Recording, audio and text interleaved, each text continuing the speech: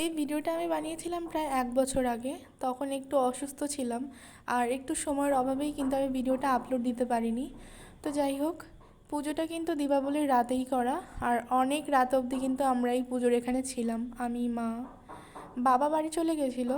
পুজোটা কিন্তু আমাদের বাড়ির খুব কাছেই একটা মন্দিরে। মন্দিরটা সবে সবে মাত্র নতুন হয়েছে, 2 বছর মতো হলো। আর ঠাকুরটা কিন্তু সিমেন্টের তৈরি। তো ভীষণই সুন্দর লাগছিল ঠাকুরটাকে, আর মন্দিরটা তো খুব সুন্দর করেই সাজিয়েছিল। তো মন্দিরে পুজো হয়ে যাওয়ার পরে সবার মনে হলো যে এই মোমবাতিগুলো জ্বালানোর কথা, তাই চটপট করে জ্বালিয়েও নিল। তারপরে ভোর রাত থেকে উঠে আমি, মা, জেঠিমা, আমাদের পাড়ার আরও অনেক বউ মিলে আমরা কিন্তু পাড়ায় পাড়ায় ঠাকুর দেখতে বেরিয়েছিলাম। এটা কিন্তু আমাদের ছোট থেকেই অভ্যাস। সকাল হোক বা রাতবেলা ঠাকুরগুলো দেখেই কিন্তু কমপ্লিট করি। এবার কিন্তু দেখো, যেহেতু রাত থেকে বেরিয়েছিলাম, এদিকে কিন্তু সকাল হতেও শুরু করে দিয়েছে।